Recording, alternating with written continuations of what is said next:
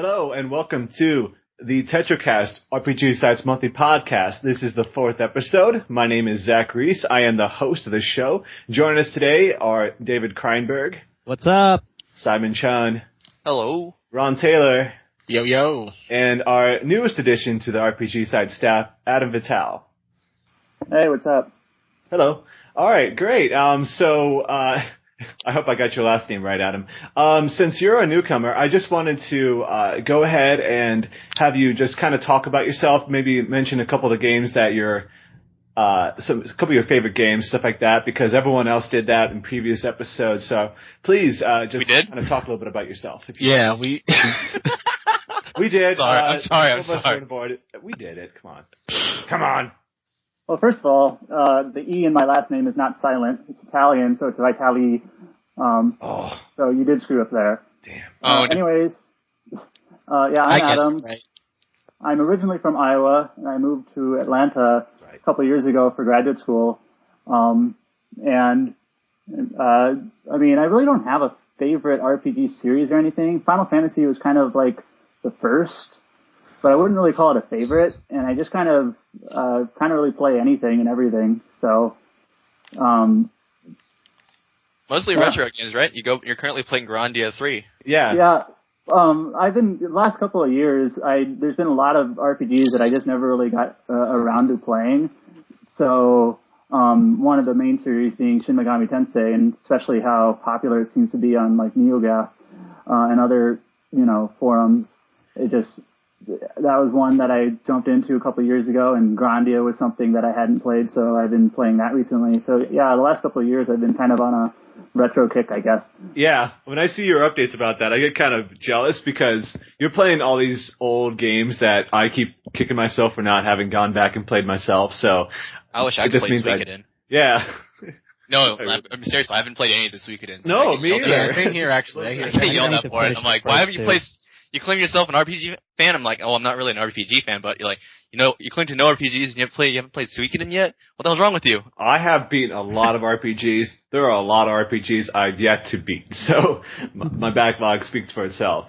So, well, Aaron has played Final Fantasy VI or finished it. Yeah, Aaron's got a lot of problems herself. So speaking of which, Aaron won't be joining us this week, but maybe next time. So let's just go ahead and move on. And thank you for joining us, as I mentioned, Adam. It's nice to have you on here. So yes, we're of course going to be talking about this year's E3 event, of course, because there was a lot that went down this year, arguably one of the biggest E3s, in recent memory, if not, ever, pretty much. Was it? Yeah, I had from what I heard, a lot of people couldn't play the games. There was a lot of watch, but there wasn't actually a lot of play involved in the stations. I would disagree. I would say that there were a lot more games on the show floor. There were very few games that were actually behind closed doors. No. I mean, like, actual playable. Because from what I heard, like, you couldn't even play The Witcher 3. You couldn't play, you're talking about games coming out like in the middle or to late 2014. Of course, that's the same as it always is, though. You won't be able to get your hands on these games. But the games coming this year, early next year, you got to play. I still think 2006 was better. I think presentation. I mean, I'm not physically being there, but I think in the terms of like the number of games that were actually at the show floor, I think were much more like varied from where it was in 2006. But then again, I wasn't really paying attention too much back in 2006. So, well, I don't know. We'll see. Whatever. Great discussion. Anyway, so what we're going to talk about. This is off to a great start. Exactly. This is how we are. Very organized shows we do. So what we're going to do a little bit is that among this group, I was the one who actually got to go to E3 this year. Everyone else, of course, saw it on the sidelines, but there was a lot of great things being shown. I mean, there was live demos at Nintendo, of course, doing the Best Buy demos, and then of course, rub it in, casting their press conferences over the television or online, so over the TV. We're just going to go ahead and run through what I got to experience over that week, and then we'll talk a little bit, of course, about the games, and then our thoughts and what we think are some of the ones that really stood out for us during that show. So yeah, well let's go ahead and just start on the Monday, of course, of E3. We got to witness different press conferences, stuff like that, as Sony, Microsoft, EA, Ubisoft had their press conferences on Monday. We're not going to spend too much time on that, though, because, of course, they've been kind of talked to death.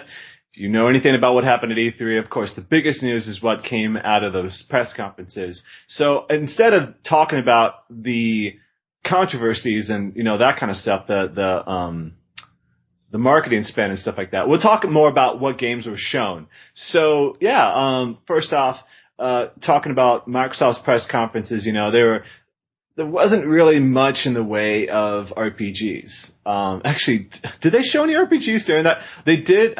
Is that the one? They did. They showed. The Witcher 3 was towards the end. You're right. That's right. Witcher 3. They showed that was the first time we ever got to see some actual live video gameplay footage of that. So, what did you guys think about that? It looked cool. I haven't played those games. You haven't played those? Oh man, I played Witcher 2 for like 2 hours and just got kind of like sick of it, so I don't know if I'm the best one to answer this question. I haven't finished Witcher 2. I like it. Like, I appreciate the design, but like to play, I wouldn't really play it. Oh, come on, guys. All right. I'm sorry.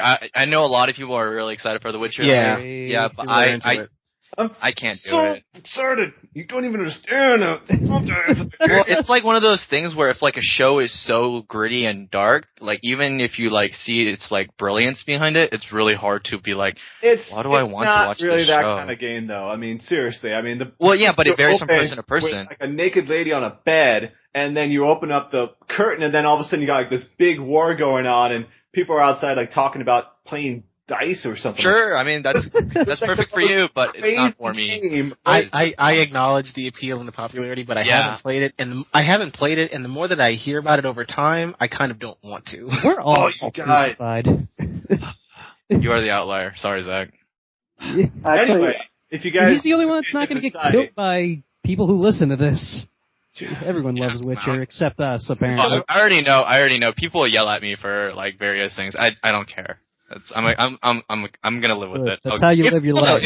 It's gonna come out. It's gonna be one of the first big next generation single player RPGs. So that's cool. So I bet it'll be like a good game and stuff. But the stuff I've heard about like the combat system and everything else is kind of like that's cool. It's gonna be in sale next week on That's XP. not my most anticipated 2014 RPG at all. No, me neither. But I mean, like Adam, I said, did you play Witcher? Adam, did you play Witcher? Yes. Yes, back me up on this. Sorry. Yeah, I mean, I wouldn't say it's my favorite RPG series, but it's definitely one I'm very interested in. And Witcher 3, I'm a little bit hesitant on how everything is open world now, and I don't want it to, have like, some of the issues that Skyrim has, where it's just like a big open world with not much to do in it, and maybe it's repetitive or whatnot. I kind of liked how the other Witcher games did have, a bit of a streamline to it in terms of the progression. So I'm a little bit hesitant on how everything is supposed to be like, what did they say, like 10 times bigger than Skyrim? Or it's bigger than Skyrim. I know they said that. But I'm not sure if I like that. It's something like there's all these like regions, and I think they said like the region that they showed at E3, which isn't the main region, it's like a side region. It's like, and isn't it like the entirety of it is bigger than Skyrim or something? Okay, I think so let me just of course say that I got to see The Witcher 3 behind closed doors. That was what Simon was alluding to a little bit about. It was one of those games that they only had people who were in the press because they were actually, it was upstairs where you could only get past these people if you had a media badge. So they invited us in. They let us have some Polish beer. Apparently they had like stocks and stocks of that. They had so much Polish beer just hidden away in this gigantic fridge that they had. So as soon as you walked in, like, hey, you want some Polish beer? And then, so you all gathered into the small room. I don't know. Same here. No thanks.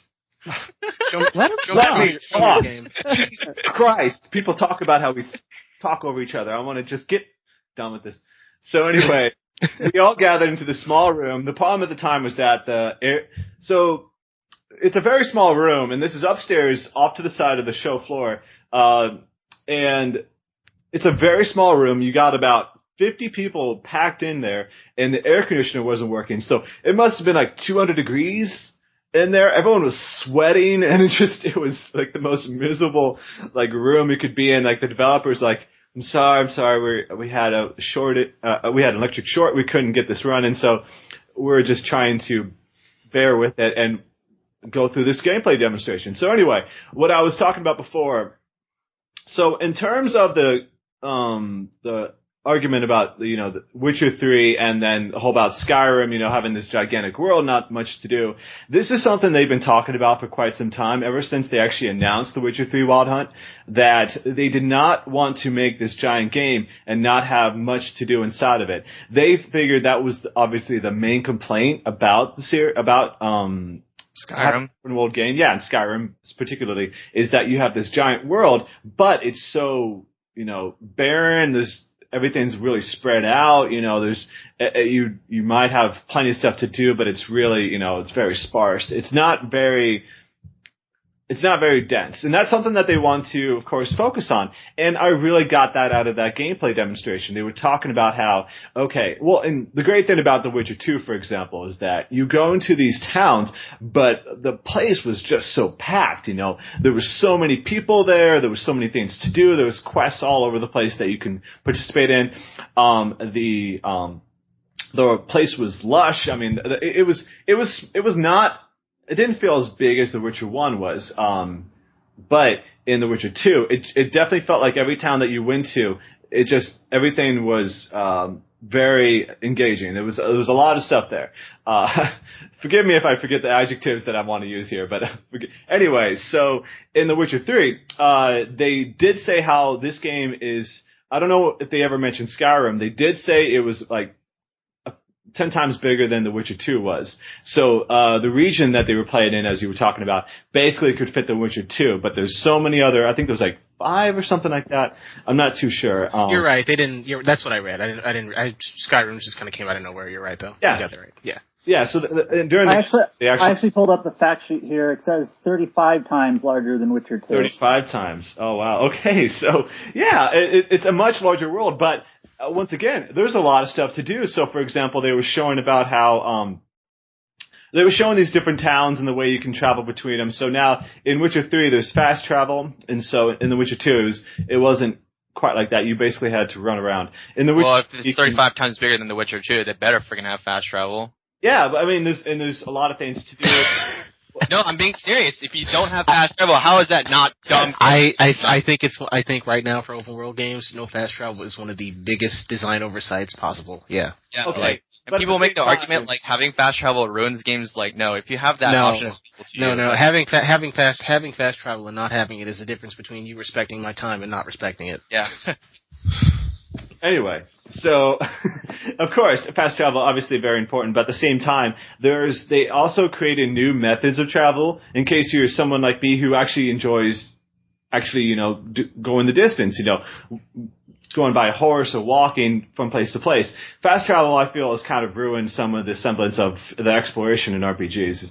It's like, it's nice to have it, but when a lot of that game is so hinged on it, it's not quite as enjoyable. It's like if you have like a time limit and the only way you can actually make it is by fast traveling. It's kind of a pain. So one thing they did show off was that you can actually now have a boat. So you can actually travel on water to get from place to place. And so they showed. Wait, how is that different from fast traveling? You're actually doing the distance on the boat. You're not like It's not like it's loading and loading. There's no load times in this game. Right. Yeah. There's no. Instead of fast travel, you get tedium. Yeah. So on the boat. Yeah. What are you doing? You guys. It's not so black and white as that. It can be. You can have that exploration. There's actually certain quests that take place on water. There's actually like ship battles and stuff like that take place on the water, and there's monsters that come from the water, that kind of thing. So it's the exact same thing as if you were traveling on land. Oh, stop being so cynical. No, I'm not being cynical. These are game designed. You say like. I'm excited for Witcher 3. I like just like everyone else is. You never played The Witcher though, you said. I played Witcher 2. I told you I never finished it. Oh. I understand it, but you keep saying you keep saying the word "say" a lot, and like, yeah, anyone can preach like, oh, these are the ideas we have. We have to actually. No, they showed it. Okay, they showed it, but you're not even playing it. You're only given like a small scope of that experience. You weren't there. What are you talking about? It's the exact same way as I'm saying. Like people were like they give demonstrations. People were really excited, and when the difference is though these guys have proven that they can deliver. Because The Witcher 2 was one of the most amazing RPG experiences I've had. I have no doubt. Hold on. Witcher 1 it was like a start of something big. Witcher 2 we're getting best RPGs I've played. We're starting to be a tad hyperbolic here. I think Witcher 2 was from what I know, it seems like it's a good game and everything, but they've got this one, sounds like it's a very good game that does have some problems under their belt. Claims like one region is 35 times larger than The Witcher 2. Like those things need to be substantiated when the game is out. Well, okay, but at the same time, it's still something that they're obviously aiming for something very ambitious. But so is another company that we know. Yeah. So anyway, I'm speaking obviously from personally is that for RPG Stat I played and reviewed The Witcher 2, and so I played that game from start to finish.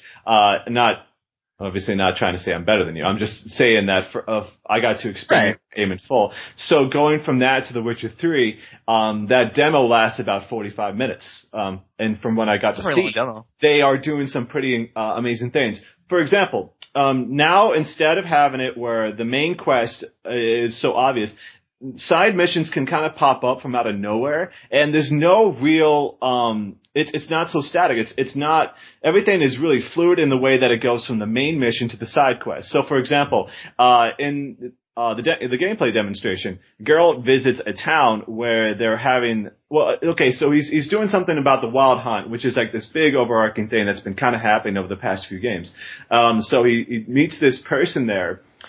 Sorry if the names escape me. I'm not too sure about the names, but anyway. So he's sitting down talking to this guy about the main storyline, when all of a sudden this guy comes running in the opposite side and is like, oh my god, they killed one of our villagers. We need to go, this forest spirit. So we need to go find out what happened. And so everyone just starts running off to the side. Now at this point, Geralt can either say, alright, I'm gonna go join them, I'm gonna find out what's going on. Or I can say, fuck it, I'm just gonna leave them be, I'm gonna go ahead and focus on the mission and go on my own way. That's awesome, and I'm sure that if you take that side quest, that won't lead to like plot pacing problems at all. It's not though. I mean, it actually has repercussions. What do you do in that side mission actually has an impact on the story. Okay, like what impact does it have? Let me explain. Well, I didn't know if you were going to explain or not. Yeah, I'm getting to it. Okay. So anyway, so in the course of the gameplay demonstration, he goes on, he finds out that this spirit killed one of the villagers, and so this guy who's all about, he's talking about the tradition of the village. It's like, we don't want to anger this forest spirit. He's brought good things for our village. We don't want to anger him. While the younger generation's all about, no, we got to get rid of it. He's killing our people. It's gone on long enough. We need to stop it, because apparently he's been killing other people as well. And so at this point, he decides Geralt's going to go ahead. He agrees with the younger people, goes off, fights and kills this forest spirit, comes back, finds out that the younger generation actually, one of the young guys who's leading the younger group, actually killed the old guy because they got tired of having to put up with that. And so what happens is that they basically kill off the leaders of that village, the what you would call like the elders. So he kills them off, and then so Geralt leaves, and then they kind of do this thing where it's like, he just explains, 3 months later, that village has been destroyed because these monsters come in, and since they don't have the elders who are the strength behind the village, that town gets wiped out. And so he comes back to that village, he finds out that it's been destroyed. Now, this actually happens in the game itself. Like, you can leave the town, come back a few hours later or something. I kind of forget where chronologically how it renders it, but yeah, it actually, things do happen based on your actions, and and that was a side quest, So it's like all these people died because of what you decided to side with this other group instead of this one. So it's that kind of larger than life, like the butterfly effect, if you will, that is some of the more exciting things that game has going for it. And it varies, it's very cohesive, and I'm just really interested in seeing what else they can pull off. I'm not saying that, it's going to be the biggest game ever, but, but still got me, 12 months or so. To me, that sounds like killing someone in Skyrim, or just not accepting a quest in Skyrim, and then it has consequences of I don't have any more quests in that line or something like that. It's no different. Like it's just coded differently. Described. Yeah. So was there Polish Kool-Aid as good as their beer? Because it seems like you drank plenty of it. What? I'm messing with you, brother. I'm messing with you. It sounds cool. You're very, very convincing, guys. I'm not saying what you're describing sounds bad. I'm saying what you're describing sounds. It doesn't sound anything. It's not out of the trying to ordinary. reinvent the wheel. It's trying to take what's been done and radically improve on it. Right, within its own franchise. And that's what I'm saying. Like, for the franchise, yeah, sure, that's great. That progression is amazing. It's not something extraordinary or out of the ordinary for. It doesn't. I think it's pretty incredible what they're trying to pull off, especially if they plan on, because the difference is with Skyrim is that, and to be fair, I played very little of Skyrim. It's that these quests kind of come up as you're talking to people and stuff like that. In The Witcher 3, it feels like it's way more dynamic in the way that they present it. So it definitely has me very interested in seeing what they have to. Personally, I gave it, in my article, as I said, the game a show because I thought it really pulled off some incredible things from what I saw. But hopefully when they'll put out that gameplay video for you guys to check out, and you'll kind of see what I'm talking about with regards to that. So let's go ahead and just move on then, because obviously, The Witcher 3 is something I'm very interested in, but let's talk more about the games that you guys saw from the show that you're interested in. So, did you guys see what coming out of E3? What games did you guys get excited? Dave, what's your game of the show? Don't make me go first. You don't want to go first? Give me more time to gather my thoughts. All right. I will go first. I think game of the show has to be easily Titanfall for me. It's Titanfall? Yes. Yeah, I know, like, it's a beaten horse and everyone's, like, sick of it. Titanfall, I was expecting just a robot Call of Duty. The animations looks, very Call of Duty-esque anyway. The gun reloading, same with, like, Destiny. It's definitely like faster than Call of Duty. Yeah, but the way the game looks and the way the game plays, like, when the person was wall jumping and everything. Parkour. Yeah. When he was like parkour, I was like, that blew my mind. I'm like, oh my gosh, this is so amazing, because that, just like how in Mega Man X, the dashing mechanic, changed everything for platforming, that simple mechanic changes how you travel around the map. It's so important now. And then that impacts how the maps are designed. And so now you have all these different ways of traveling. Maps are going to be much more vertical now. Yeah, they're going to be a lot more vertical. And then you add in the Titan dynamic, and then the Titans can't go everywhere because they're huge. They're just hulking things. So it adds a very interesting idea of, hey, do I want to call out down a Titan, or do I want to go, do I want to be as a human just running around in, like, buildings and stuff? And then that adds. My biggest complaint of Call of Duty was that you're not really playing as a team. You can, but, like, you're going solo with other people. With Titanfall, you sort of have to have that more team dynamic, because you have to figure out, am I gonna have to call down Titan because our team doesn't have enough Titans? Or do I need to save my Titans so I can just infiltrate the small areas while the bigger Titans that my other teammates have cover the outside of a building? Yeah, they may be hulking, by the way, but they're actually pretty fast from what I saw. The Titans are actually they're pretty nimble. Yeah, they're pretty nimble.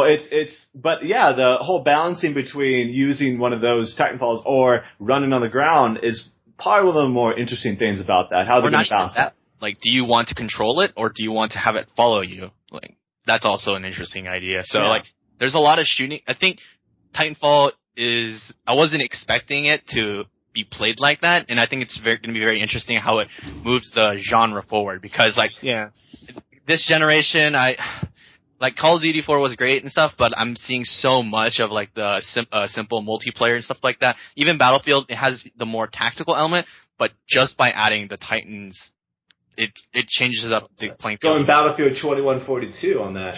Did you hear about what their evac mode is? No. Doesn't it they pull it and then they shoot straight up? Yeah. Oh, that's what you mean. Yeah, and then you can kill them. There's like you're talking about like evac. Oh yeah. Yeah, evac. When after a match ends and the team has won, the team that won had to wait for their ship to come and pick them up. So they've got one life left, but the other guys are just going to keep dying and respawning. So the other team that lost, they lost now, so they can like chase the winners down and try to kill them while they're waiting for the ship to come. So it's like even in the last minutes after the match is done and you're waiting for the game to load or whatever, they put that in there, so you're still kind of having fun. I don't know. I just thought that was a cool mechanic, that whole idea. Yeah. So Simon, what about RPGs though? What kind of RPGs that you're excited for? I know they didn't really show anything new, but my favorite RPG that I'm excited for after E3 is still Dark Souls 2. That's that's the one I did not get to see at that show, and I'm kind of bummed out. Not that I've really played the other ones, but that was one of the ones that I'm really interested in seeing how they're going to push it. Dark Souls fanatic. Like, I reviewed the PC version for the site and everything, and I've really enjoyed Prepare to Die edition, but like they didn't really show anything particularly new other than the Mirror Knight, and that's sort of. Explain that. What is that? So Mirror Knight's the boss that you fight at the end of the demo, and apparently, spoiler for Demon Souls. Apparently, what happens is the Mirror Knight smashes the mirror on the ground, essentially, and then another player, not just a player-looking person, like another player will invade your game, and now you have to deal with the mirror and the other person. And if the other person is actually good, your hell is screwed. So, I mean, that is interesting, but like they didn't show too much of new stuff, so that's why I didn't really particularly think it was the game of the show, but that's the RPG that I'm excited for most. Yeah, from what I've heard, what they did a lot during that presentation at E3 was really explain what they meant when they were saying about how they were trying to make it more accessible. They said it's still going to be hard as shit, but it's that they are trying to, they're trying to make it ease into it a little bit more. Ease into the difficulty a little bit smoother, I should say. Yeah. So, I don't know. It's Dark Souls 2. I mean, so none of the other games really caught your attention, though? Yeah, I mean, Witcher 3, I'm excited for it, but I'm not, like, super excited particularly for it. Apparently. Apparently. So, like, I think there are better games that stood out to me so much more than RPGs, like, particularly the FPS genre. Like, I'm not even that hardcore of an FPS guy. I enjoy FPSs, but I don't think I play games for FPSs. Destiny and Destiny, it's good. It's got some RPG mechanics in it. Can we read that? We're talking to each other about thinking about covering Destiny for the site because it does have RPG elements in it. So we might be covering that game on our site. So. Yeah, I think so. Because there's been reviews for Borderlands and stuff, right? Yeah, of course. We covered both of them. Yeah, I think that makes that Destiny should be automatically kind of in then, I think. Yeah. We covered Dead Island, and that was that wasn't too close. Didn't you review Far Cry 3? Me? No, I covered Dead Island, though. Oh, okay. You could review, that might have been pushing it. I did, funny enough, I did bring that up on Twitter. I was like, hey guys, Far Cry 3. Yeah, that's what RPG. Yeah. It's kind of got that stuff, and people shot me down. I was like, I remember that. Well, you also said Watch Dogs was an RPG, so I don't know what to say. Wow. Everything's an RPG. Guys, it's going to be an RPG. It's fine. It's okay. Yeah. So, I mean, there's nothing else that interests me. Well, what about you, David? Ubisoft made the Division for you, so. You'll find I forgot about Division. Does look pretty Division. Now that's an RPG. That was a surprise because I thought after last year they weren't gonna do any more. I'm like, Watch Dogs was like a really killer IP. I'm like, they won't have anything for a while. Like last time they had like something really killer was Assassin's Creed or something like that. Yeah. Well, so when they said the Division was like this new game that's like Watch Dogs except more shootery and RPG, I'm like, what?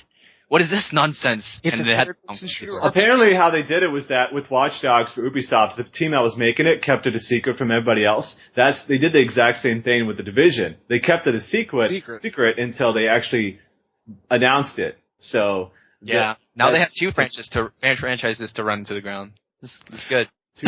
What? They have two franchises. And Watch Dogs bitter, dude. Okay, this is what happened. Let's not pretend that Watch Dogs is not being groomed. Who cares? As long as the first one's awesome. That's all. Yeah, that's all that matters. This is the first one that's awesome. This one's great. Assassin's Creed kind of went the other way, didn't it? Oh, Assassin's Creed 4 demo freezing on the Sony press conference. I'm honestly, with 4, I'm more interested in that franchise than I have been in a long time. I think the Promise is great. I really do. Oh, Ubisoft. I'm not saying Ubisoft is a bad company. They make great games. Like, I don't. I think Ubisoft is cool. To be fair, there's a lot of technical difficulties. Every single press conference I went to, there was an issue going on, so. Well, Microsoft had that stupid audio issue. Yeah. Not once, but twice and 3 times, I think. EA, Battlefield guy just standing there, just like. The Sony press conference had the problem of the, what's it called, Assassin's Creed 4 and showing Kingdom Hearts 3. Yeah. And starting on time. That was fun. Oh, that was funny. Like during the Sony one when Tetsuya Nomura was up, and then it just everyone the fade to black. I was like, wait, where's he going? Everyone should have known. When he said that there was one more trailer to show, everyone should have known that was Kingdom Hearts 3. Oh, if we're going to talk about that, that's how you talk about technical difficulty. Trying to figure out why they shot his video on like an iPhone 3GS. I just like how it fades to black, like he's trying to get rid of. It's like, Nomura, go away. We're trying to show the trailer. Go away. I couldn't stop laughing after that. And he looked kind of haggard in that video too. Like, he looked like he could use a haircut. He's Nomura, of course he did. Yeah. No, he's good enough. He doesn't get any sleep. Yeah. Well, that's or any hygiene. I'm at pretty all. sure he does. He gets so much sleep dreaming about like releasing his game that he just wakes up like fuck. Without making it. He's like, fuck, I forgot this game's not done yet. Damn it. Well, if you guys ever see like Akihiro Hino, the level 5 CEO, they have pictures of him like when he looks like on a normal day, and then here's a guy who does like who writes, produces, directs his own games and stuff like that. Like they have like a before and after. An after shot of him is like the most like exhausted, like his eyes completely sunken in, just everything's like hair all over the place. When you think about it in the context of the fact that like Level 5 hasn't made a good game in years. Really sad. Don't be a jerk. Ni no Kuni was awesome. Professor Layton was pretty damn good. Yeah, I was about to say Ni no Kuni is great. Ni no Kuni is still my game of the year. It looked up there. Yeah, this isn't the Ni no Kuni. Don't confuse games that are bad with games you just don't play yourself. Yeah, dude. Ni no Kuni, a very good review. Don't contradict me. Oh, that still isn't up yet. We'll see it someday. We'll see it when the site gets redesigned. I don't think Ni no Kuni I think it was a great game. I don't think it was particularly bad. I think it's still my. I don't think it's excellent. It had issues, but I liked it. Yeah, I don't think it's excellent. I don't think it's 9+ quality. I got on my nerves. That's all I'm saying. I love my demon, my monster raising. It's like that and Lufia 2. Every time I can raise a monster, except for Pokemon, I don't give a shit about Pokemon, but all that stuff I'm into. I think monster raising is one of the worst plights on game design currently. Anything that pops up in, I'm like. I disagree about everything. I hate that. I couldn't stand it in Final Fantasy 13 too. I just really didn't want to deal with it. I mean, I did obviously. Yeah, I can't stand the monster. Don't ever play Tales of Symphonia 2. Don't ever do it. What, the monster? It's easily the best part about Tales of Symphonia 2, but if you don't like it, don't. No, I can't stand that mechanic. I think it's awful. It's the best part of Final Fantasy 13 too, as well. Yeah, it is. Despite what Aaron says. It's not the story. It's not the characters. I actually like the monster raising because it. But, sorry, go ahead. I was gonna say I like the monster raising because it actually gives me, it opens up something that I can actually have input on and something I can actually tweak and. Play around with. You also run up the Shin Megami Tensei games because you're basically monster raising in those games too. It's not even that. It's the paradigm packing itself because in previous games, your third person can be any role, but now you can only choose 3 roles, so that actually limits your paradigm. So you have to actually choose which paradigm sets am I going to use. So it brings up a very limited resource, interesting dynamic. Oh, is that enough? I don't want to talk about 13 anymore, guys. I guess I can say I did not mind it in Persona 4 because it's not like I've ever complained about Personas in that game. So I should probably go back on that. I don't hate it in everything. I think the problem with 13-2 was it reminded me of 10-2 where you kind of had the customizable. I mean, I guess you could pick your path as far as how you develop your skills. It kind of reminded me of that, and I wish they just let me do that with with just Sarah and Nola, with Sarah and Nola and someone else, and I could go on that route. So okay, let's pull it back then. Pull it back to E3 now. So David, now that you've collected your thoughts, what game stood out for you?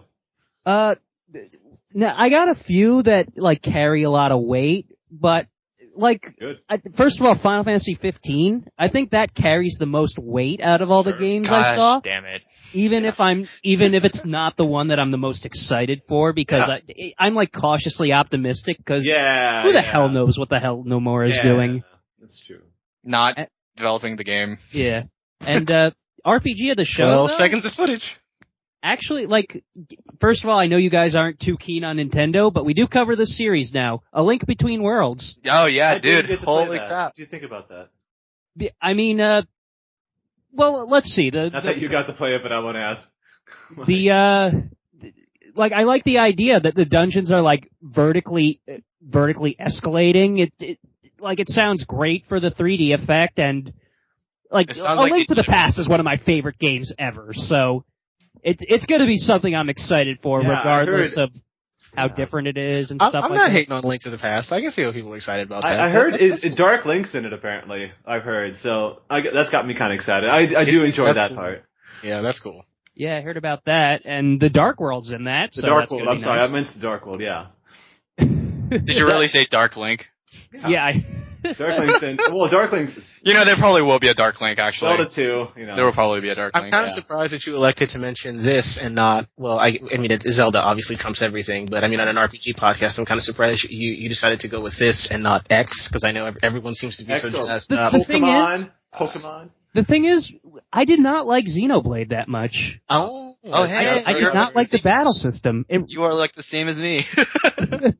It reminded me too much, and I've said this before, I don't really like Final Fantasy. Max! Holy shit, it's got Max! Okay.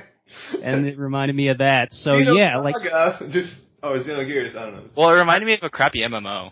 Who knows? I know that's really simplifying it, and that'll get all of us crucified, but it's a little reductive. I really appreciate Final Fantasy 12. I couldn't play through the whole thing, and I couldn't really hang with the battle system either. It was too grindy.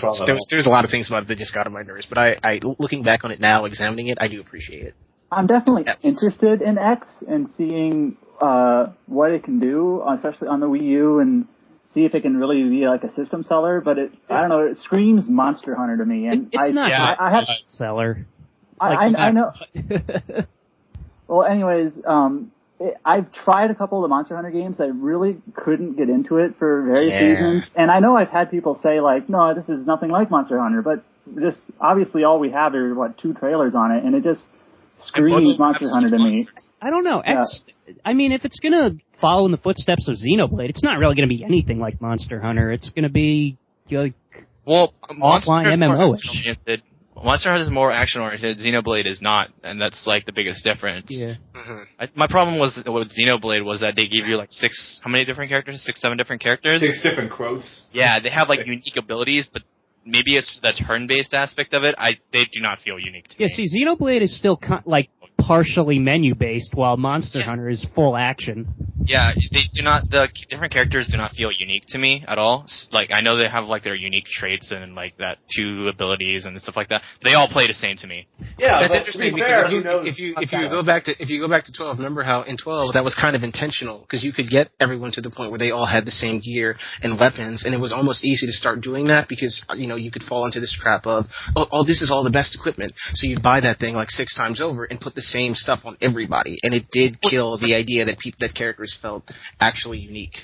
I think didn't they fix that in the international version? Well, they probably did, but obviously I haven't played that. Yeah. I mean, the main difference with 12 and Xenoblade are similar in that respect, but with 12 is that they have the license board, so that was for me that was a unique draw for Xenoblade. That customization thing, I don't. Why do we care? Yeah. Why do I care? Yeah, well, so X, of course, all they really showed from Nintendo, they didn't have it at E3. They had it during their Nintendo Direct. And so that, I think, of course, there's still a lot to be seen from X, because all we got was that small trailer.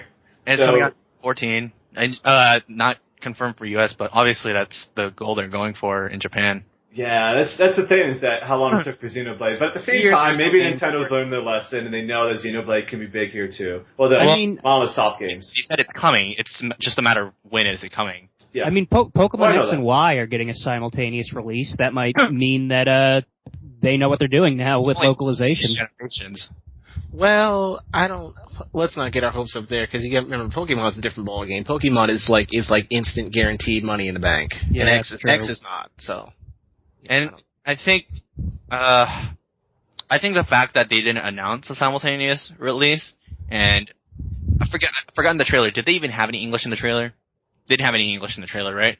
So localization is not even that far underway, even if just the fact it doesn't have a final name, and we're all supposed to believe it's coming out next year, strikes me as odd. Is it? But not, name, you can say the name for a long time. You don't need a year before it came out. You know that, right? And we really haven't seen much of it. I mean, total, like, 10 minutes? Or something? Yeah. Not even. That's probably very generous. Yeah, but at the same time, I mean, you don't need to see a lot of that game to see what direction it's trying to go in. So personally, if what I need to get a Wii U is X and another, like maybe a tactical RPG. That's really all that I need, and I'd buy one. You got SMT's Cross FE. Yeah, that's true. Do you? But it's two series I barely played, so I don't know if I'll be. Do you have SMT Cross? No, you're right. Okay, we'll get to that later. Okay. I forgot about that. I'm not so sure you do. I'm not sure we do either, actually. We'll get to that later. So, anyway, all right. So, David, anything else stand up for you? Is that pretty much it? I mean, I'm excited for Wind Waker U, but I mean that's a remake of a game I played 10 years ago. Yeah, that's the thing. The remakes, you're going to expect a lot of those to be coming out pretty soon. Yeah. Especially as the console years kind of die down, moves to the next generation and all that, because Tales Symphony and all that stuff. Yeah. The best part of the Wind Waker U is that you're going to be traveling faster in the sea. Hell yeah! Woo! I think my favorite show is I'm just a totally different gamer. I do enjoy that boat. I love the exploration of that. Slide all over that game because it looks like it's covered in Vaseline. Whatever they've done to it to get it in HD. Yeah, it looks weird. Yeah. I mean, I think. It's that glow, right? It's that ambient, stupid glow. That same thing that Fable 2 had. Like shit. You mean that bloom? Yeah, that too. The bloom? No, it's weird. It's like what Nintendo thinks an HD game looks like. Instead of taking the fact Wind Waker from 10 years ago is still one of the best looking games that's ever been made, in my opinion. That's animation. Everything's really smooth. And I played it like a year ago, and it still looks pretty incredible. Yeah, all they had to do was take that, put it in 1080p, and sell it as is. But instead, they decided to change it to what they think an HD game looks like instead of keeping the cell-shaded look. Well, it is still cell-shaded. It's just a different kind of cell-shading. It's very light, though. They put it through donut glazer. That's what they did. It's true. You laugh, but it's true. You're absolutely right. That's what it looks like. Yeah. I mean, I love the Wind Waker. I love the Wind Waker, and I'm interested in the remake, but I don't know if I would purchase it at $50. They haven't said anything about what they're planning on pricing it at, but I don't know, $50 is a hard sell. I mean, I kind of expect it to be $50, but I've always been a little bit of a pessimist. But that's a hard sell. You gotta pay that. Yeah, you'll save that $50 for an actual new Zelda. Gotta pay that Nintendo tax. Remember how long Smash Brothers Melee was like $50? Still $50, I'm sure. Kart DS was? That was like $40 for like 3-4 years. Oh, that's a Square tax, not Nintendo. Mario Kart DS? Oh, I thought you said Kingdom Hearts. No, I said sorry. Kart DS. Kingdom Hearts 3DS, you get for $10 now. It's not really. It was $50 for like 10 years. Yeah. So, all right. Well, then, Adam, what kind of games did you see out of the show that got you interested? Well, two things. Well, I guess while on the topic of Nintendo, coming out relatively soon, I'm really interested in the new Mario and Luigi 3DS RPG. Oh yeah, I totally forgot about that. I mean, the Superstar Saga, the first game was, I played that. How long ago was that now? A long time ago now. 7-8 years. Game Boy Advance, wasn't it? Yeah, 8 years or something like that. And I played the heck out of that game. I never played the second one. The second one was great. Yeah, I like the second one. It gets a lot of people did. Partners in Time gets, it seems to be a little bit more mixed, but Bowser's Inside Story was also, just an excellent game, really all around, and funny as well. So, and everything I've seen of this new one, Dream Team, just, it looks like it's hitting all the right notes, and I'm really excited for it, to be honest. Yeah, it looks very charming. It's got that classic look to it that I think it's going to appeal to a lot of people. I've never really gotten too much about the Mario and Luigi games, but compared to Bowser's Inside Story, how different do you think it looks? I mean, what do you think changed from then? Well, it's kind of got like the sprites are a slightly different style. It actually reminds me like the look kind of a Super Mario RPG. The 3D kind of? Yeah. No, the Super Nintendo one you're talking about, right? Yeah. Yeah, that's what we said. Oh, okay. It's hard to explain, but just kind of the way the sprites look, and just looking at some of the gameplay footage that's come out, there's just a lot of, variations and almost kind of like in-battle mini-games and your button presses and what you're doing when you're actually playing the game. It just looks, kind of crazy, but just really, really fun. Yeah, the camera like pans around them in the middle of battle, so you can have something coming from off in the distance coming to attack you. It does look very cool. I do like the look of that game. I actually have a question. What do you think of what Nintendo has done to the Super Mario RPG, that franchise, and then what they've done to Paper Mario? Because Paper Mario was like that version, except for the consoles, and then the Superstar Saga, that was like the handheld version. But like Paper Mario has sort of gone off into its own. Well, the latest Paper Mario, I don't know.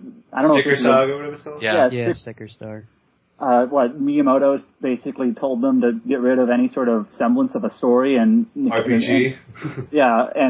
Basically it's no longer an RPG. It's kind of a puzzle game. I don't want to dwell on it too much, but I really didn't like the sticker system with the things, how they implemented the things. You could leave and come back into the room and find the same stickers for the most part. It just Yep.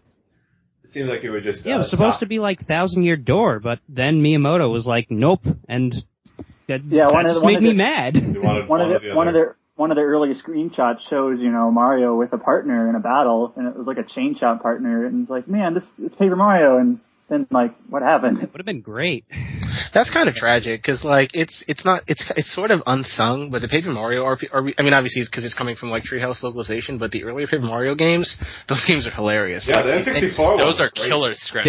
They're killer comedy scripts, and you know how hard comedy is to do in games, especially. But Paper Mario, 64 and then the 1,000-Year Door on the GameCube, both those games are just drop dead hilarious. Like even Super Paper Mario is pretty funny. Yeah. Even the Wii version, while it may have not been much of an RPG, it had a pretty funny script as well. But then they took the script and Sticker Star there really isn't much of one. Do you think Do you think they'll get the Superstar Saga like that eventually, or do you think this is like the path that they're pretty much dead set on? It feels like they put more effort into the Mario and Luigi game than they did the Paper Mario stuff. Do you think? At least as far as like where they think that the RPG stuff can sit with. That's what it seems like it's done. Is like they've put their resources for RPG ideas into that series rather than Paper Mario series now.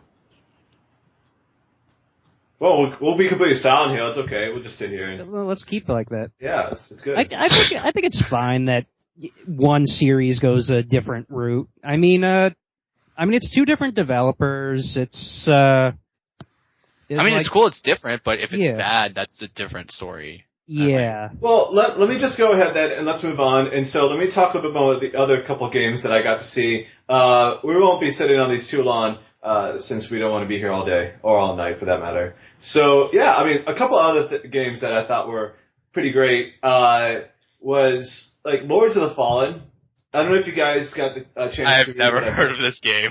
Yeah. I've never heard of this game. Wait, hold on. Okay, hold on. Sorry, Zach. I know nothing about this game, so you're going to have to fill us in. All right, so... Hold on, Zach.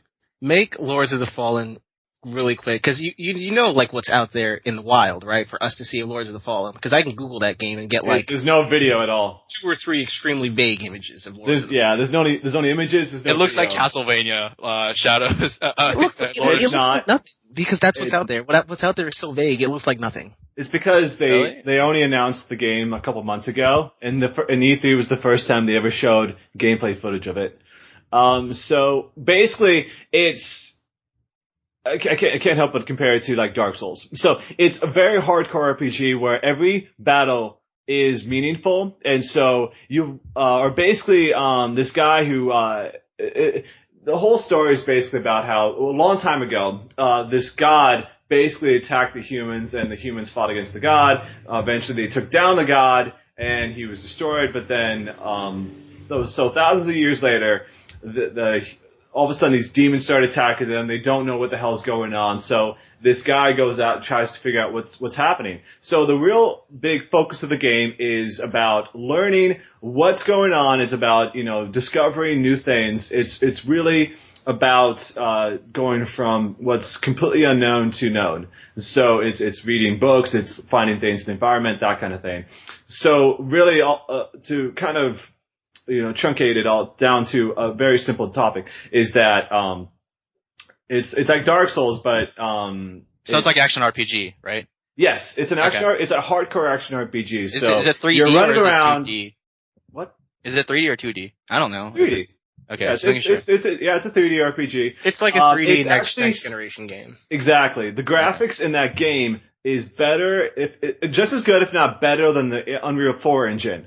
If you saw that tech demo, it is some of the best looking graphics. I think my eyes were bleeding by the end of that demo. I had no idea what to expect walking into it, because it's made from City Interactive, the publisher City Interactive, and gosh, it's just that. I'm sorry. I kind of want to go on too much. One of the bigger producers from The Witcher 2, Tomas Gop, he left CD Projekt so he could work on that game. Yeah, exactly. Witcher 2, Tomas Gop. Oh, no way, really? He's the developers for Witcher 1. He left and they made him like a lead on it. So it's totally his game. He's not quite lead producer or anything like that. He's the executive producer for the project, but he is steering the project, of course. So take these guys whose last games were like Venetica, if you've heard of that, Code of Honor. Like you're lucky you haven't heard of Venetica. Venetica is a bad game. So wait, so their studio pedigree is not good? Is that what you're telling me? No, it's not. Yeah. But at the same time, it's amazing what they've done to show Lords of Fallen. So like I said, the focus on is that every encounter matters. So you're running around this bridge, you see this guy off in the distance, this tall person wearing this very heavy looking set of plate armor, and so right away it's going to be one hell of a fight you're coming on, so you better be prepared. So you better have the right equipment. Every class can be customizable. There's 3 main classes, but you can kind of change it with it based on what you're wearing. Anyway, so one battle, it might take you 10, 15 minutes. If there's 2 or 3 guys, you might be around there for an hour trying to defeat these guys. So it's really about these different people that you're facing, these different creatures. So it's not just giant humans wearing armor. It could be a giant beast that's crashing through the walls and destroying everything around you. Just to kind of not dwell on it too long, as I said, that it's this very, very interesting new project. It was easily the most surprising thing I saw at E3, because when I heard that I was going to go into this demo, I was not expecting much. But from what I got to see and from what I was hearing, they were really focusing on delivering. And they even said it's a full-fledged RPG that they're trying to deliver. So they're not kind of putting out this piece of shovelware, this piece of crap ripoff. No, Tomas Gop, the way he was explaining it, you can tell he was a very passionate guy. He was really honed in on what he wanted to deliver. He said he's not trying to make a Dark Souls game. He's trying to bring back some of these older titles that he really enjoyed, like Blade of Darkness and Moonstone for the Amiga, I think it was. So wait, was the demo real time? Yes. When is this game set to release? Next year. What? That's interesting. Yeah, and as you sat back in your seat, eyes wide and bleeding from the amazing show that you just saw, Tomas Gop very gently refills your glass with some more of that Polish Kool-Aid. So anyway, the interesting thing is that you got Dark Souls 2, you got Witcher 3, you got Lords of the Fallen, all coming next year. All 3 very interesting looking. They're all the same tone too. Yeah, it's very interesting. The return to this medieval-ish, you got Dragon Age coming out next year too, Inquisition.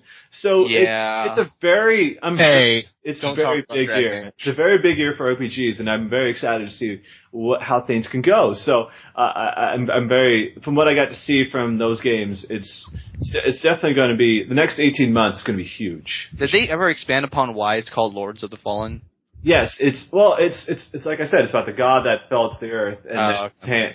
If you ever saw like the picture, it's his hand coming out of the ground. That's what the poster, one of the big promo images they have. It looks like a mountain ridge, but it's his hand coming. Oh, I see it. Yeah, I see it now. Yeah, exactly. So if you go to the site, you can see the Lords of Fallen impressions. That's the picture. Yeah, if you want to learn more, check out my article. I did talk a lot about it. So it's easily one of the biggest games I had. So yeah, I mean, other than that. Outside of RPGs, Evil Within from Shinji Mikami is coming out, so the guy who did Resident Evil. So that's another big game I got going on. So anyway, so other than that, do you guys have any other games that you thought were pretty cool before? Well, we didn't ask Ron what his game of the show was. Yeah, Ron, what do you think? Yeah, so my general game of the show, it was probably initially I thought it was Metal Gear Solid 5. I thought the trailer of the show was great. It was open world, mobile cover on the horse. I thought was seriously cool. But then I also really liked Infamous Second Son, and I've never liked Infamous before. Oh, that game looked good. That game looks so good, and I've not been into Infamous before, but that game looks really great. I really love the premise. They've got Troy Baker and Travis Willingham are like the main guys. Yeah, the general premise of the game. Did you mean premise? Premise? Yeah. It's called Premise, dude. Sorry. All right. It's the second time. I'm sorry. I just had to correct you because the second time I heard that. I didn't even know he was trying to say Premise. I'm sorry. Yeah, Premise. Sorry, okay. No, so it's okay. I just want to make sure I heard that right. It's okay. Don't apologize. I probably deserved it. That was a regional word on this podcast. It's a regional word. Enunciation. No. Let's not make excuses for me. Okay. It's okay. That looks really cool, and I've never even been into that series before. I think it looks amazing as far as like the graphical effects and just the open world stuff. Really, open world games, I think, this E3 was like open world games and shooters. Yeah. But the RPG that impressed me the most, I'm going to go ahead and go out on a limb and say Destiny. I think Destiny looks great. They're basically doing the Borderlands thing. They're doing the Borderlands thing with the Halo mechanics, which is great, because for me, honestly, I love the Halo single player so much, they could probably just write, we've got the AI from Halo, like, on the front of the box, and I buy it. But they're going deeper than that, obviously, and I think it looks great. I think that sounds great. Honorable mention to Dragon Age 3, just because I love Dragon Age. So, that's gonna happen. Wait, I have to ask an important question. Did you like Dragon Age 2? Yes. Okay. I admit it has faults, but yes, I liked it. Okay. Yes, I do. There's things I dislike about the first Dragon Age and things I dislike about the second. I couldn't play either of those. Yeah, two, Did you not? Okay. I didn't know. For me, it really strikes me as possibly a third time is the charm. It really strikes me as a situation like that where the third could really get everything right, because I've got serious caveats with both of the games, but I love the world they've got there. I think it's interesting they dropped the 3 entirely. It's because they said it's not Dragon Age 3, actually. It's it's a different game. No, it's not Dragon Age 3, though. I know. Well, canonically, it's Dragon Age 3, and they already said from the start you're not going to be like the same previous hero, and your decisions would factor in and all that stuff. But I mean, I think, like, despite what their president said about it as being like a strategic marketing position, I mean, like, what he really means is we know that everybody always bags on Dragon Age 2, and we know people don't like that game largely, so let's just go ahead and just kind of cut that tie and really make the message clear. This is a new thing. Yeah, if you why not drop it? But I remember seeing somewhere like. Picking up from where Dragon Age 2 left off. Kind of on himself. I remember seeing that somewhere. Oh, I do love talking at the same time you guys do. It's great. Sorry, what did you say, Simon? Wait, so what were you saying, Adam? No. Did everyone just fast forward? Yeah, that's what I got. What were you saying, Adam? I just remember seeing somewhere that, some interview why they weren't calling it Dragon Age 3, and then in the same interview they called it Dragon Age 3 once or twice. That's hilarious. Oh my god. Yeah, like, canonically really is Dragon Age 3. Yeah, it seems to me it was Dragon Age 3 at one point, and then they kind of decided they want to make it as separate from Dragon Age 2 as possible. I'm not really familiar with the series, so I can't really speak personally on that, but it seems like they want to make it. When they first announced it last year, they had a logo and everything. I mean, the logo was Dragon Age 3. It was straight up called. Like canonically, it is Dragon Age 3. They just decided this C3, we're going to take the 3 off, but it's still the third game chronologically in the series. Right. Yeah. It's just interesting to me, like the way you said it. It sounds like they want to cut ties with Dragon Age, the series entirely, not just Dragon Age 2. You think so, huh? Well, if that's their intention, why have the Dragon Age name at all? It's the because people really exactly. So I guess the interview was wrong or whatever. I don't Something like I'm just that. saying there was something conflicting. Well, they did it to Assassin's Creed. I mean, 2, and then you got, what was it, Brotherhood, and then you got Revelations, and then you got 3. Or, well, their motivation there, though, was that they knew people were waiting on Assassin's Creed 3, and they wanted to drag that series out, and they wanted to make more of those games and still manage to make Assassin's Creed 3. Yeah, Ubisoft isn't what's it called, visionary in terms of naming, like Nomura is naming their stuff 2.5 and crap like that. Oh, that stuff. Oh boy. Yeah, but honorable mention there. I thought that was cool. So I thought Destiny was great. Well, speaking of which, then let's just go ahead. If you guys want to check out some of the other choices that I made, I did post an article yesterday about my favorite games at E3. But let's just ended it with talking about, of course, the 2 biggest games. In terms of RPGs, your opinion be it as it may, Final Fantasy 15 and Kingdom Hearts 3. Kind of touched on this before. Let's focus on that. All right. So I guess just to start off, I'm really surprised they announced Kingdom Hearts 3. Yeah, me too. Me too. Because no one expected that. No one did. No, Aaron did. It's completely out of. No, okay. Let me just explain. Wait. What was Adam saying? I want to know what Adam's saying. All I was going to say is it's obvious that it's really, really early. Yeah. I'm not exactly sure why they decided now is the best time to announce it. I mean, I guess now we know it's a tangible thing that they're doing, but did we really need to know that? I mean, yeah, it's exciting. It's exciting right now, but in a year or whatever, when we still. It won't be in a year. Dude, it was like a left-right punch. It's like, all right, here's 15, but here's Kingdom Hearts 3. It's like knockout. I'm not saying it's going to be out in a year or anything like that. I was just saying we're probably not going to hear from it for a while because it's just so early. Yeah, so I'm just not exactly sure why they decided they announced things now early and then wait a while. It's okay. Well, Nomura flat out said he announced it too early. So his words were he thought it was too early. So it essentially is saying like it was too early. Yeah, so 2017 earliest. This is classic Square Enix. You'd think Square Enix would learn not to announce shit before it's at least ready, but. They haven't learned at all. I just think they've really conditioned people to expect this. Like they announce something, and rather than be excited about it, you might be because we all are in that moment. I'm really excited. Of course you're going to be. But after you sit for a little while, you start thinking about how they treat products after they announce them, especially this generation. Maybe they'll bring Natada back from retirement and have her do the song again. I mean, to be fair to them, they say with this and 15 both, they're going to have more frequent updates. They're going to update you and let you know what's happening. And they say even now. They did. They said it like the D23 Expo in October. You're going to get an update on Kingdom Hearts 3. Like there's going to be more info. They didn't say that for Kingdom Hearts 3. They said that for 15, not for Kingdom Hearts 3. No. D23 is a Disney event. They said that for Kingdom Hearts 3. They said there's going to be info in October at that event in Japan. Oh. So I didn't know that. It doesn't stop it from being super early. It's still super early, but they can tell you a little more about it, I guess, if they want to. But that's the thing. I'm not just going to take their word for it. They've got to actually deliver on things like that, like they say for 15. Expect. Well, let me kind of explain what the feeling was like because at the Sony conference when those games were announced, because I was there in the audience. I heard they kind of muted the mics a little bit when they were showing that stuff all over the stream. So you got they're doing the Final Fantasy Versus trailer. So it's me, Aaron, Alex, and Kyle Gatto, who's also from our sister site, Save Continue, by the way, if you guys don't know. So we're all sitting in the same row, getting kind of pumped for what's going on. They're talking about Versus. You're like, finally talking about this game again. And then, so at the end of that trailer, you know how it's like, they cut it, they show the trailer, they show the banner, the Final Fantasy Versus 13. I hear Aaron say oh, come on, really? And then they break it, and then they show up 15. I think everyone jumped. Why? I said this in the podcast 3 weeks ago. I said no. Okay, get it. Everyone was predicting that it was going to change. It was just that the way they did it was pretty good. That's exactly what I said. It was going to happen 4 weeks ago. Okay. Settle down, Simon.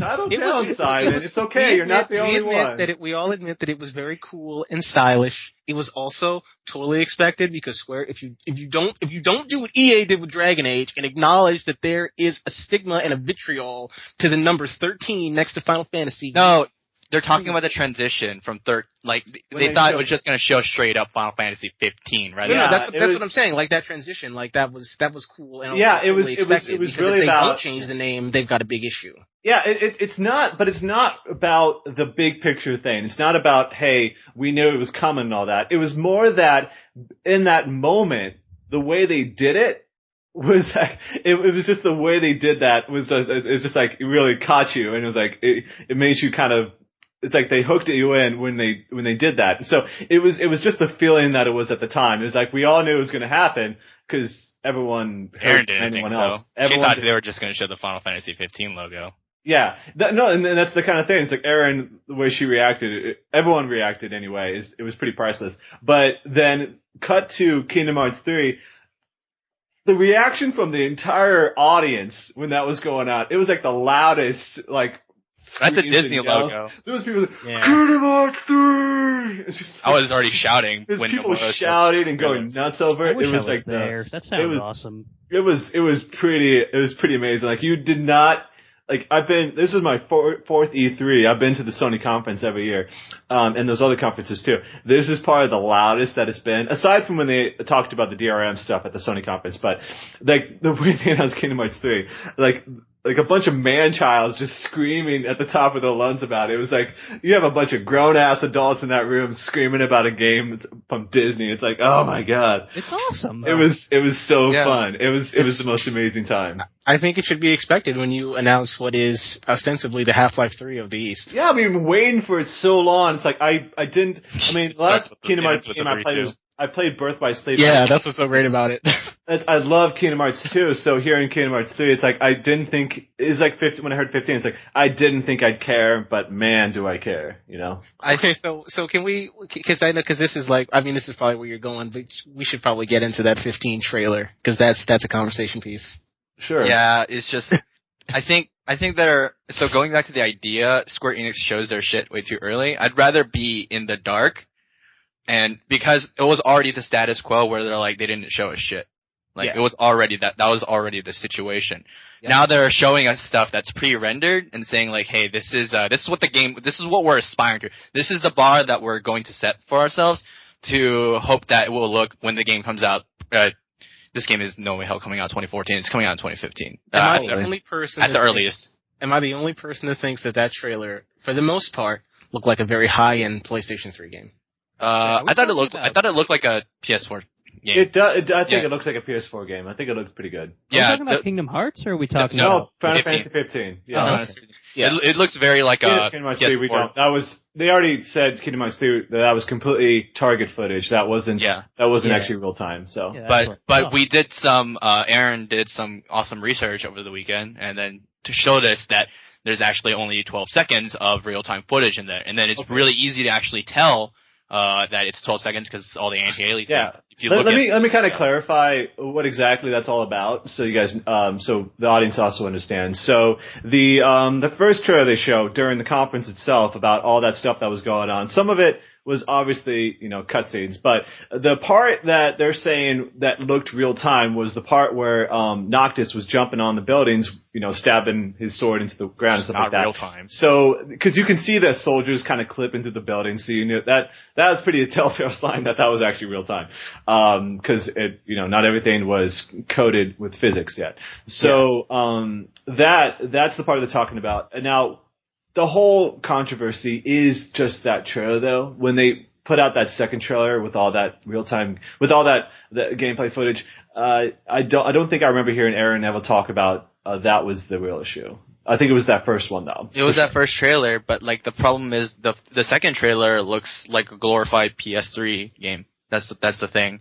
That's what I'm really thinking of also is that combat trailer. That's the one that looks like a PlayStation 3 game totally. Yeah. Well, it just looks like an up-res like I said, glorified. It just looks like a much more polished PS3 game. Yeah, exactly. That's exactly it. Well, yeah. To be fair, though, that's exactly what I would expect it to look like at this point. Exactly. That also, yeah. We got 2 years. It's not even a bad thing. It's just something that I just noticed that I noted. Yeah, we got 2 years. They probably haven't put in all the shaders and all the other different things they can add to that game to make it look a lot better than it is. At the same time, it's my personal opinion about that first trailer is that they can do that. I know they could accomplish what that pre-render stuff looks like because it's Square Enix. They always put so much of their budget into the art assets. Yes. The problem is do you remember the Final Fantasy 13? Do you remember the first 13 trailer? I know. That keeps coming up. So I'm saying with this new engine that they have, I know they probably refocused their efforts on it. Anyway, the problem with 13 was not the graphics. It was the story. It was the characters. I'm not saying that's not the problem. That I'm talking myself. That's what I think is going to be the most important thing that they need to nail for this next game. Not really because the graphics. Who gives a shit? For me, the problem is the cycle itself. Like that's the main problem. What are they doing? They're trying to build this game on DirectX 11, and then they're trying to eventually move this onto Luminous Engine, which by the way isn't finished. They're trying to finish it as we speak. Yeah, Realm Reborn is on the Luminous Engine. So this game is literally put through development hell in order to get that trailer, to get it to look like that trailer. I'm not saying the problem is that they won't get it to look like that trailer. That's not the issue at all. The problem is that they're putting in efforts and then they revealed a product that was not ready. Yeah. At all. Yeah. Again, really. They did it again. And they've got a history of doing this, and it's especially at this point now because you mentioned like Luminous, and obviously they started with Crystal Tools, and now they're talking about DX11 and all this stuff, and it's like, man, that game's makeup, like its DNA is going to be all over the place. I'm not questioning the end games. It's because it scales from the PC, so of course it's going to use DirectX 11. Yeah. But Realm Reborn doesn't have DirectX 11 yet. They're going to implement it later, so the game could actually look better than it is right now. So they say like post-launch they're going to put that stuff in. So yeah, it's obviously they haven't. Yeah. But I mean, just that whole point about development hell. See, the problem with that is with a game that spends time in development hell is that it'll be in development so long. Eventually, you kind of get stuck in like 1 or 2 years when development was on, and it comes out and it feels like a dated product. Because the thing with Versus is it can't come out and be like what would have been considered a great action RPG in 2010. Like, it's got to be good, and it's got to be up to par, and it's got to be modern. So I hope they're not rolling with ideas that they had and sat on in, like, 2009, and that they're only just now implementing, because that's not really what people want. Like, the way if it looks like a really, really pretty, if it's really gorgeous, but it still feels like a PS3 game, that's not going to be very good. They're going to have issues. Yeah, wait, Adam, what were you going to say? Because, we also really don't know. I mean, we can look at the trailers and think we know how it plays, but we really don't know how it plays. I mean, like, for example, it's from the Kingdom Hearts team, the Kingdom Hearts 1 and 2 team. Yeah. And not the Osaka team, which is now working on Kingdom Hearts 3, and they're practically the new Kingdom Hearts team. But anyways, the Kingdom Hearts games sometimes get criticized for being a little bit button mashy. And obviously we can't tell at this point how it's going to play, but that's probably what I'm most concerned about is it's more of an action game, maybe a little bit less of an RPG, but I'm not really. I'm definitely interested in the game, but I'm hesitant because I'm also because of a lot of the pitfalls that action games sometimes run into, where they get repetitive or just mashing the X button and watching your character do cool things. That's not very fun. Yeah, I do agree. I think my feelings about it are placid at best, but it's who can you blame anyone for feeling cautious about that? Really, I mean, unless this is something that you were. Yeah, you can't blame anyone. You can blame Square Enix. Like why did they do this? They did this to themselves, and why did they do this? Yeah, that's my problem. Like the onus is on Square Enix. Like they messed up by showing this game. Yeah, we've been waiting years and years. I'd rather them stay silent and then announce it next year. I don't know. Based on their financials, you think they could go another longer without talking about it? Yeah, they could have because they already set the standard for not talking about it. Like here's the thing. You can't do things. But here's the thing: you can't just do things because the fan base is like thirsty. You got to have something. Stockholders are thirsty. They were dying over there, man. They got to show their stockholders something. But you got to have a game. But you've got to have a game on you, and you've got to actually be ready to show something. And I think there's that NeoGaf thread that's out there. If you've got people asking if Square is ready, Square is probably not ready. The reason that you haven't seen like a Half-Life 3 is because Valve could care less about what the fans want. Valve's not going to make that game and show you that game until they have something to show you. They're not just going to put it out there because they know how badly some people want it and how they'll take anything. Yeah. It can't work like that. You've got to. Okay, but but they did show Shooters 15 though. I mean, sure, yeah, on the PS3 version. Footage, and they're not ready. You got to come when you're ready. How do you know it's the PS3 version? Okay, it's not a piece of the game. That's the problem. There a lot of it, a good chunk. 90% of that trailer was a pre-render footage. But they put out the second trailer that did show gameplay. This is as bad as showing that Halo 2 trailer of that mission that was not in the game. This is not a piece of that game they did show. They showed something else that they're hoping to be in the real game.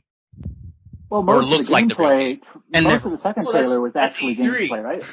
Yeah, the second trailer was real time, but you just explained everything that happens at E3. It's always vertical slices. A lot of the stuff that's shown at E3 is almost never shown in the actual game itself. This happens all the time. It's not just Square Enix doing it. Just because they do it doesn't mean it's right, though.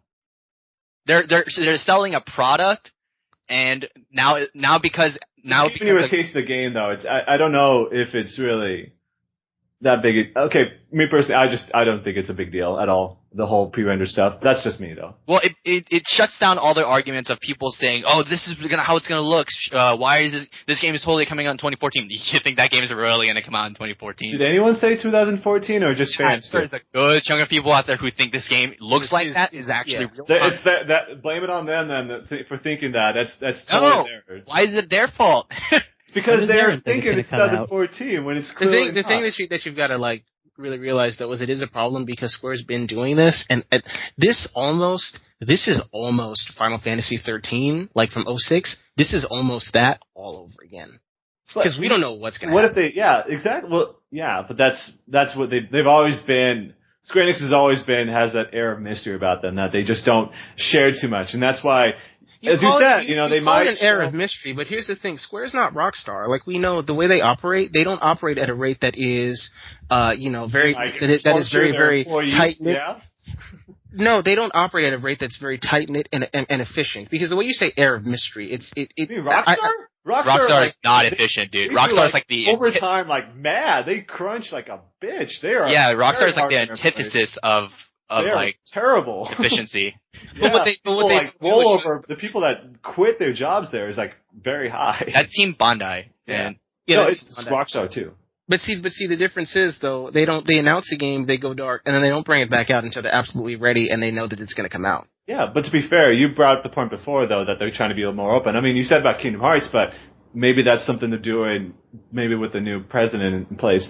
That's something maybe I think Kingdom Hearts show. I'd rather them go silent and them show something when it's out, when it's done, when it's good. I think it's been too exactly. That's what I mean. That's what I really mean with the Rockstar. I don't think that would have done them any favors. I think it would have left things at status quo. I don't think it would have made the situation. No one wants the status quo. Do you want the status quo? But now you've made the situation worse. Let me ask you a question. What indication do you have to say that stockholders were on their backs to be show versus what indication? They're a public company. They're a corporation. They need to focus.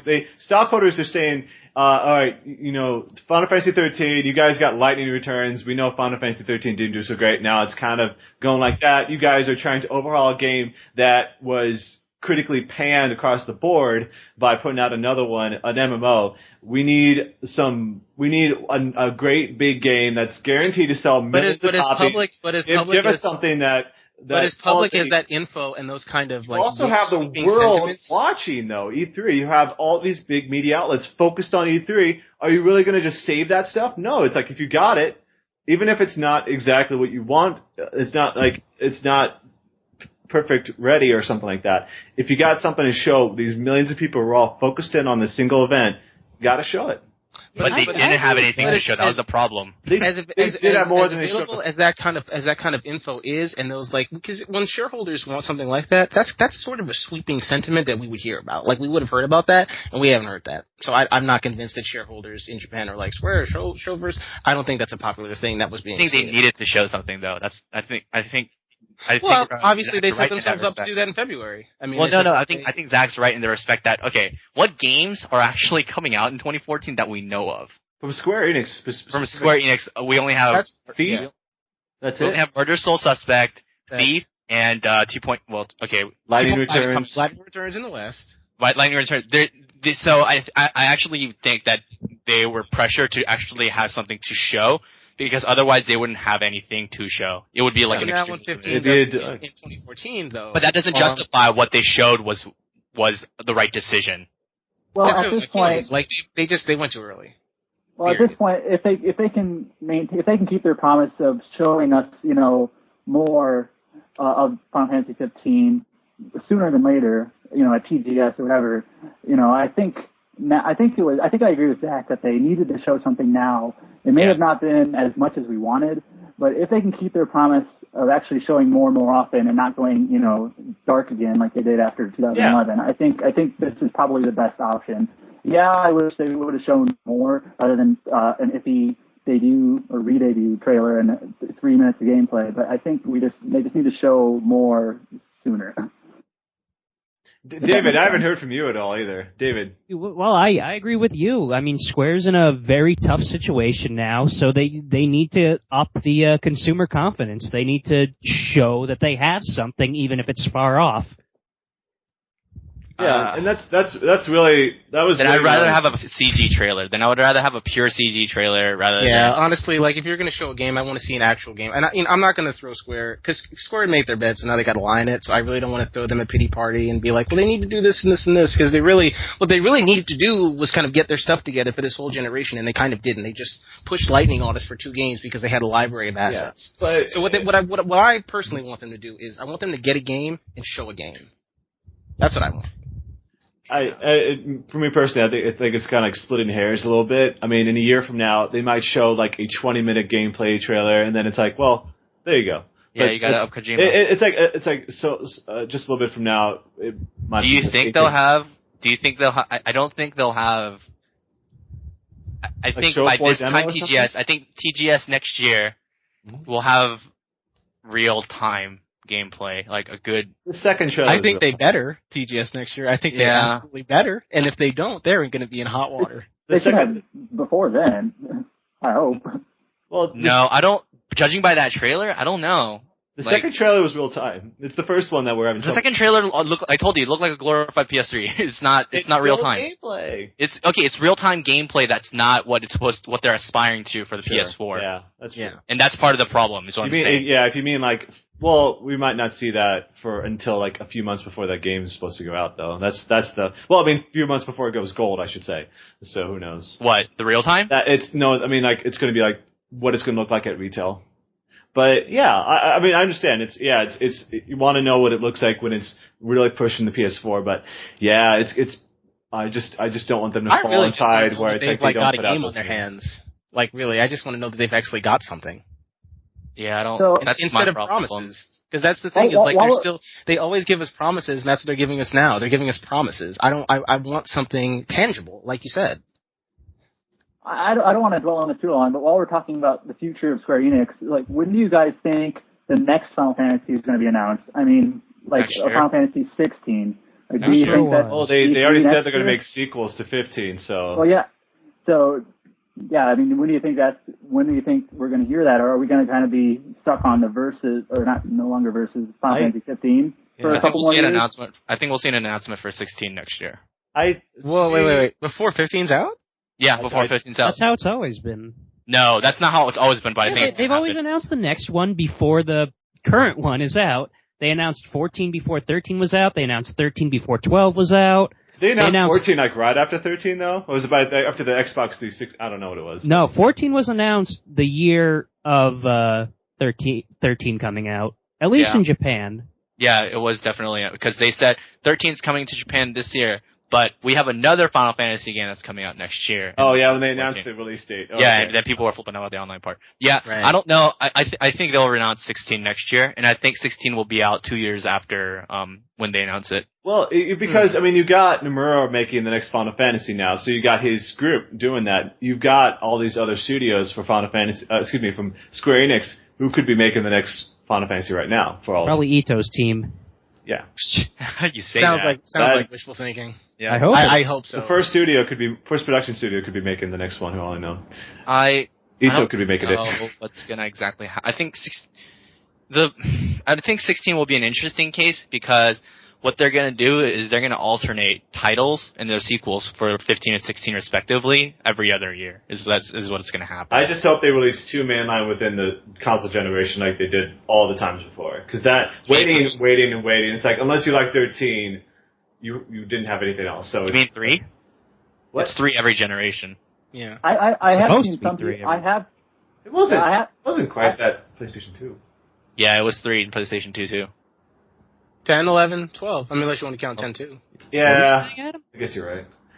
When I think 11, I'm not thinking console. Okay, well, you should. I know. I beta tested that thing. I should know.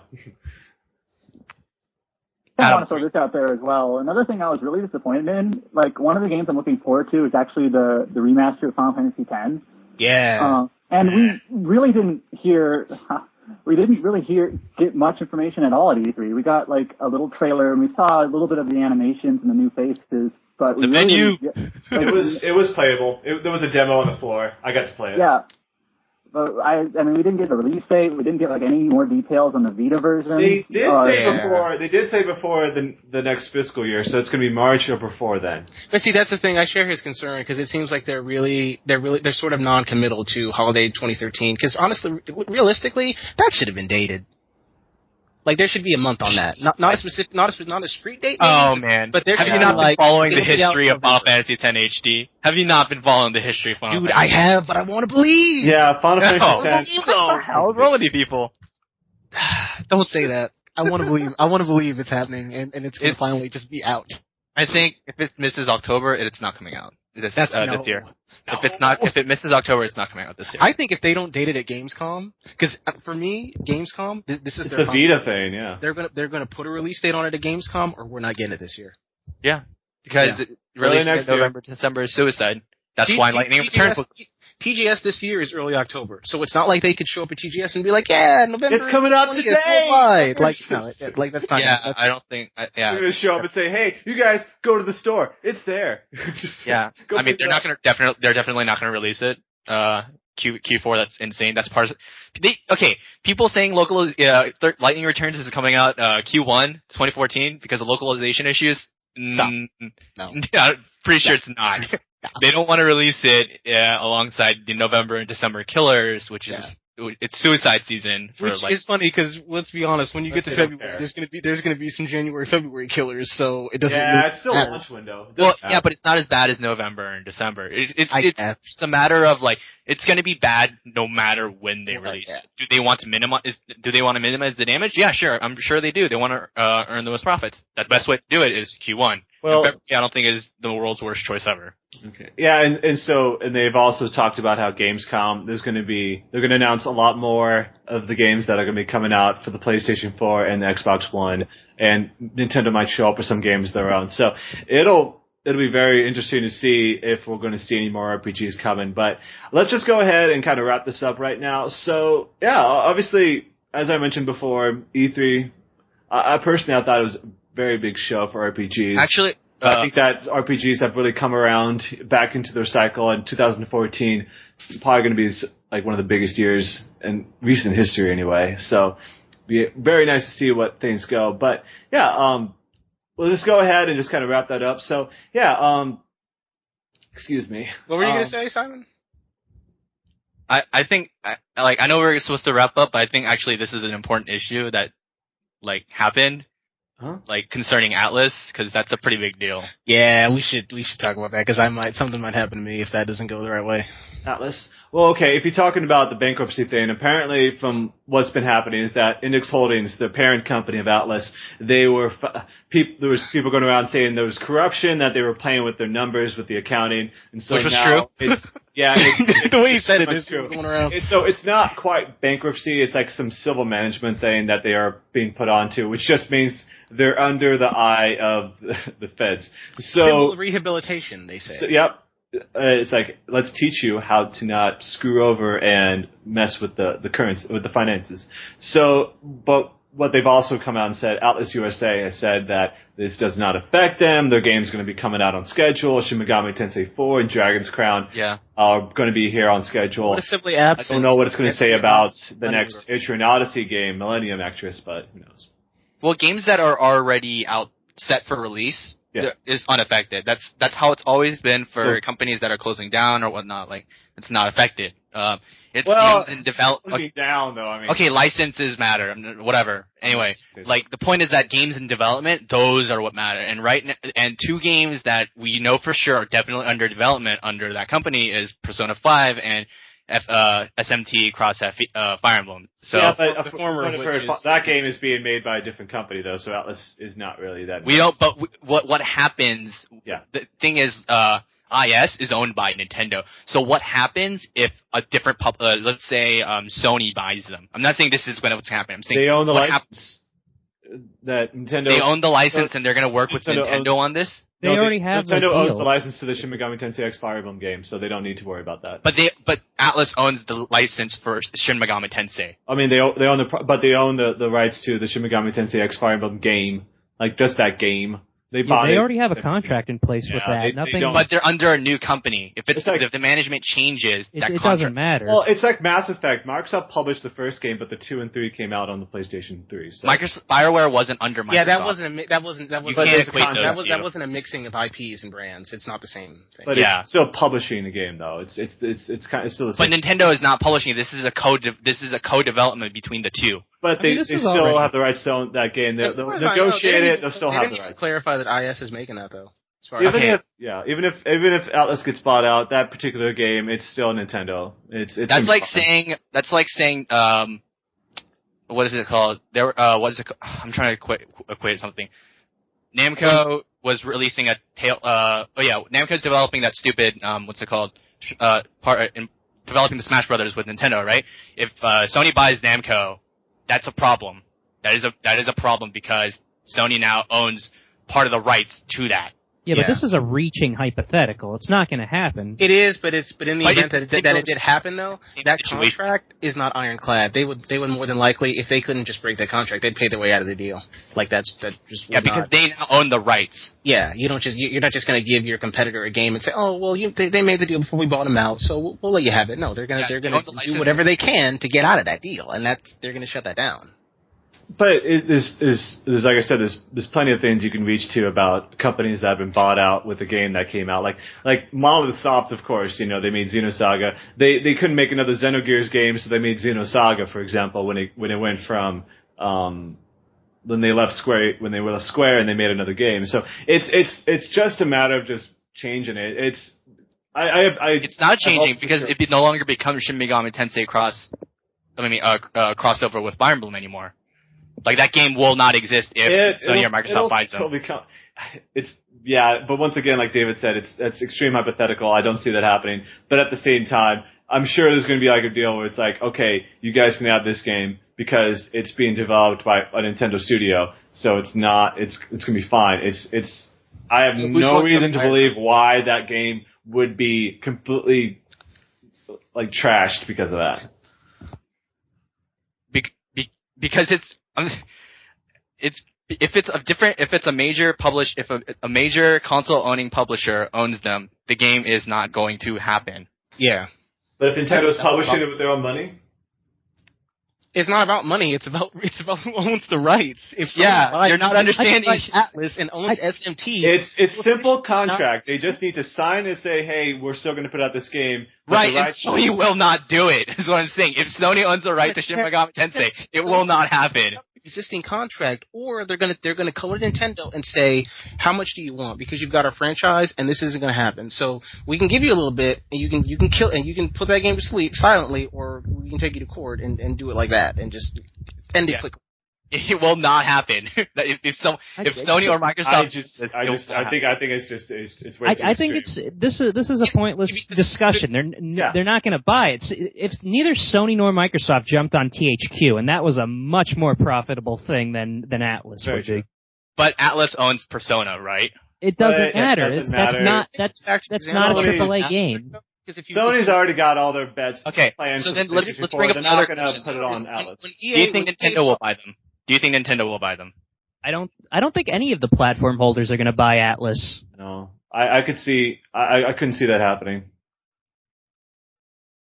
You say that. It's a pretty good relationship with Sony. Yeah, if none of the platform holders buy them, then it becomes. I see Gunho buying them. I can see Marvelous buying them. I could not see one of the platform holders buy them. Yeah. Well, okay. I think out of all the platform holders, the one who's most likely to buy will end up being Nintendo. Okay. I think they have the most to gain.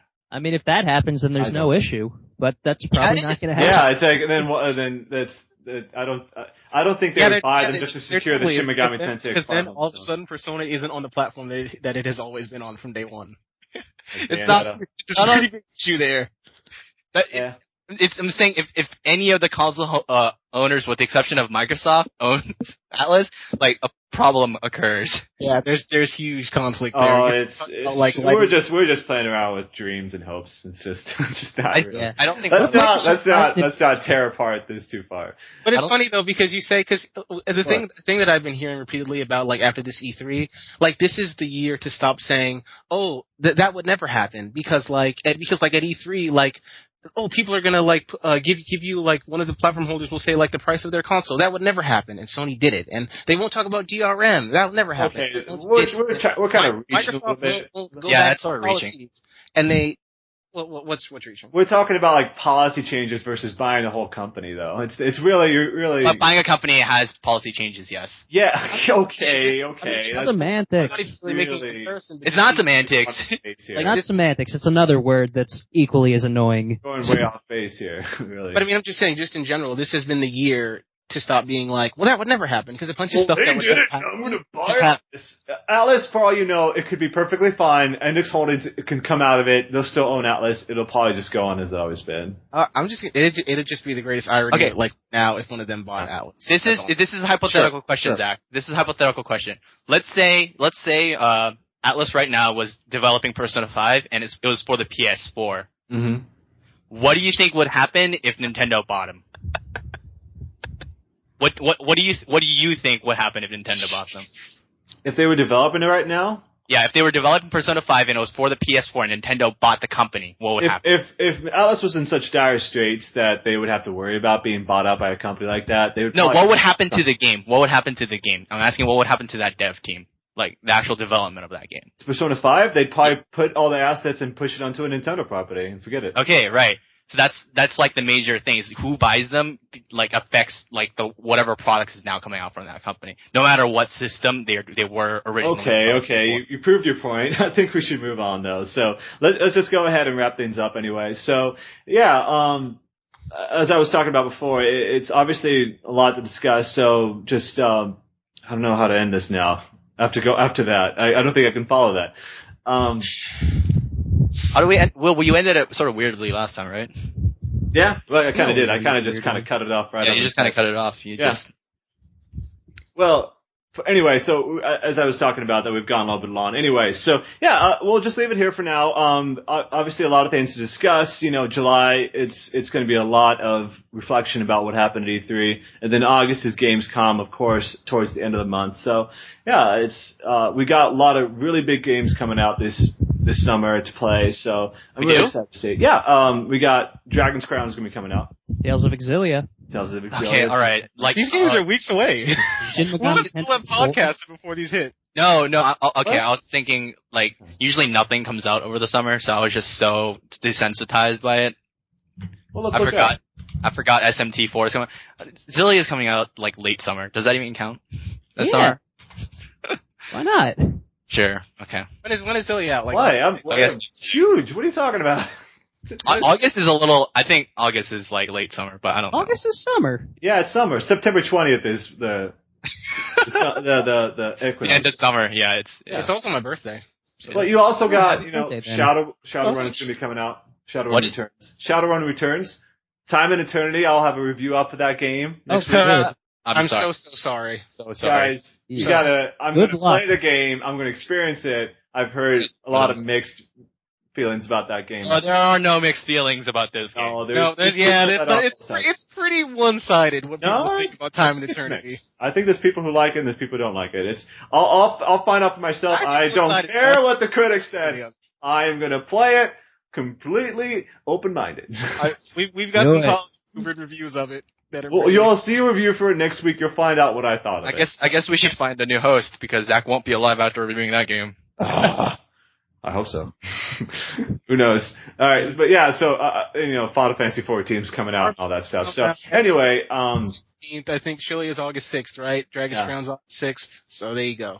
August is pretty packed also. Yeah, August is packed, but August is packed. July is probably going to be a lot of us talking about the games we played on our off days. So it's going to be interesting. I'm excited to see what kind of news is going to come out in July. Of course, as you were talking about, maybe we'll find out what happens to Atlas in that time, or at least Index Holdings. So anyway, thanks a lot for joining us today. I want to thank, of course, Simon, David, Adam, who I didn't hear too much of, but it was really nice to have you on the show. It was a good talk. And, of course, Ron, thanks a lot, guys. But for now, we'll go ahead and end it there. And thank you a lot for joining us once again. Bye. Bye-bye. Later. Peace.